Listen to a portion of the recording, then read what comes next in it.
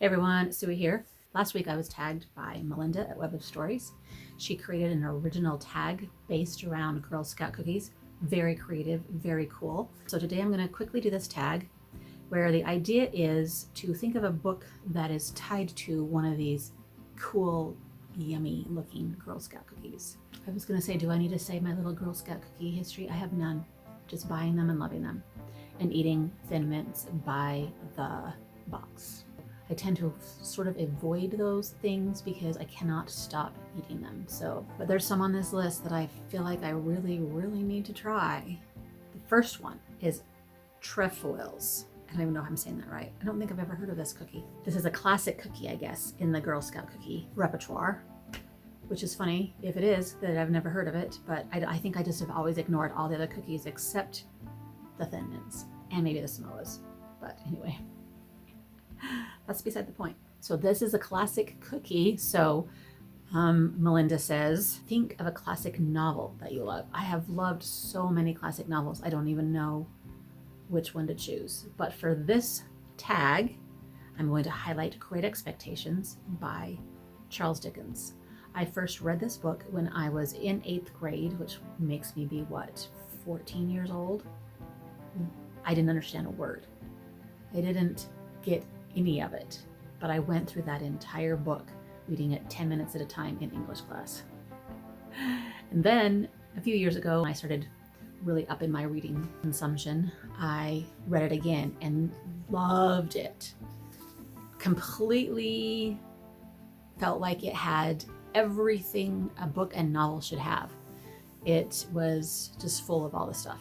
And I remember being completely and totally sucked into it, like totally the opposite of what I felt like as a 14-year-old. Yeah, that's one of my favorite ones now. It's one of those books where I wish I had time and energy to like reread it every year, but I haven't done another reread since a few years ago when I did that first one. But anyway, I love that book. The second one is Lemon Ups, which, gotta say, I probably would not ever get this cookie.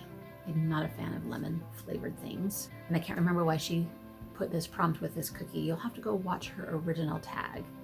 But this one is a book you find inspiring. So the one that popped into my head first for this one is Dragon Hoops, which was one of my favorite books of last year, a graphic novel by Jean Luang Yang. And he takes his basketball team and compares it to so many things in life that I was just I was just kind of blown away through the whole thing about what a powerful, positive, strong statement he was making. His point mostly was, I think, if I got it, he kept drawing a line that somebody had to step over. And he would just make a point of making this step to doing something hard, doing something out of your comfort zone, doing something that stands up for what you believe, it could be anything. And all these different characters and people in his life made a step to accomplish something that they were scared of or wanted to do or whatever. So I found that book to be really truly inspiring. Third one is S'mores, which I've not heard of this one. I think it's a newerish cookie. It looks really good. Oh my goodness. Yeah. This one is a comforting book. I always end up talking about Marcus Zusak and his books on lists like this. And a little later on, we've got our all-time favorite book, and I'm not going to talk about The Book Thief because, yeah, it's one of those things where I talk about too much probably. But for the comforting read, I would like to feature I Am the Messenger by Marcus Zusak. Another one of his books that I've read probably 3 times now, I think. I'm not sure. I don't know if it's comforting in the way that we think of comforting, like maybe a childhood classic or something, but comforting in the way that I love this character so much. And I love the choices he makes. And I love the good he brings to people's lives. And I love the mystery of it. Of course, the writing. But it is a book that I could read over and over again and love it just as much every single time.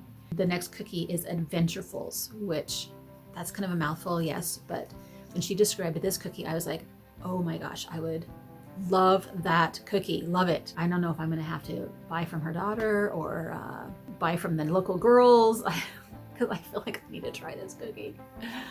But for that one, it's obvious the prompt is an adventurous book, and the only one I could think of is the one I just barely mentioned in Monthly Check-In, which is Tress of the Emerald Sea by Brandon Sanderson. Totally fills the prompt of an adventurous book.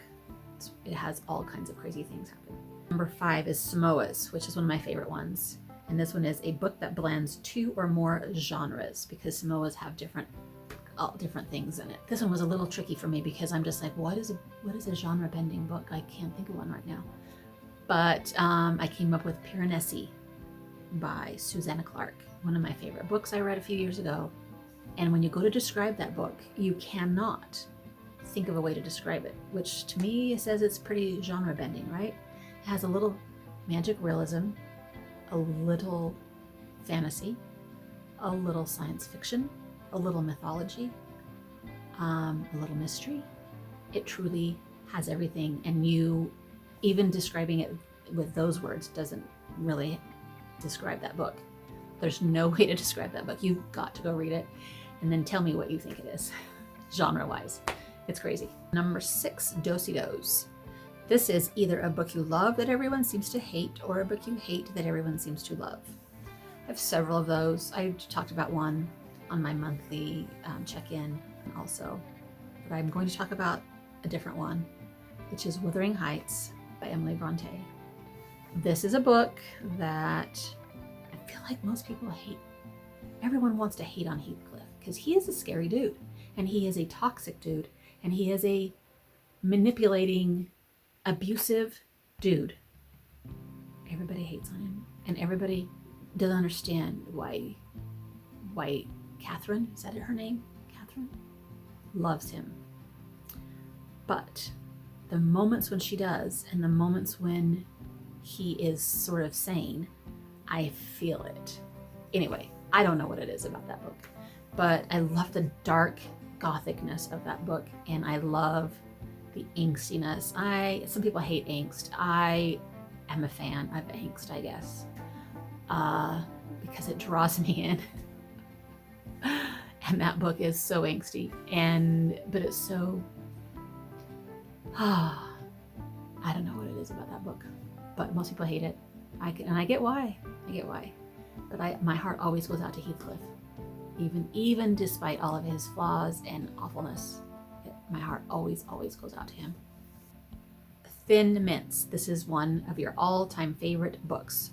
Oh my gosh, why did I stress about this one so much? I wanted to tell you about a book maybe that I haven't talked about much before. I actually scrolled through some of my lists. Anyway, the one I decided to tell you about is called The Winner's Curse by Marie Rutkoski. Marie Rutkoski. I'm not sure I got that right. I might have written it down wrong. This is the first book in a YA fantasy, and I loved it. This one has a lot of swoony moments. I'm going to be talking about swooniness in a couple of weeks for my 5 on Friday, and I was talking about it the other day, I think, when I was begging people to let me know what swoony books they've been reading lately. This one fits the bill because it is enemies to lovers, opposites attract kind of thing. For some reason, that's always quite swoony to me. The whole premise of this one is just very riveting, where you've got your girl who has the upper hand. She's the ruling faction of the kingdom, and the boy who is her slave. Then we have Tagalongs, which obviously is tag someone. Now, normally I say anybody who wants to do this can do this, which still is true, because anyone who wants to do this should totally do this. But I decided I would actually tag somebody, since Tagalongs is part of the prompt with the cookie, you know what I'm saying? Okay, so I decided to tag these 5 channels of some people that are fairly newish in the booktubing world, and people that I'm still trying to get to know a little bit myself. The Mild Rumpus, Kim Reads and Reviews, Lilybug's Library, Secrets Read, and Please Read Your Book. You guys have all been tagged to do this original tag that Melinda came up with. Very fun, very easy. I hope you have fun with that. And like I said, anyone else who wants to do it, please go ahead and do it. Let me know so I can come and watch your responses. And I hope you all get your hands on some Girl Scout cookies before too long. I don't know if I will, but we'll see. Until next time, happy reading. Bye.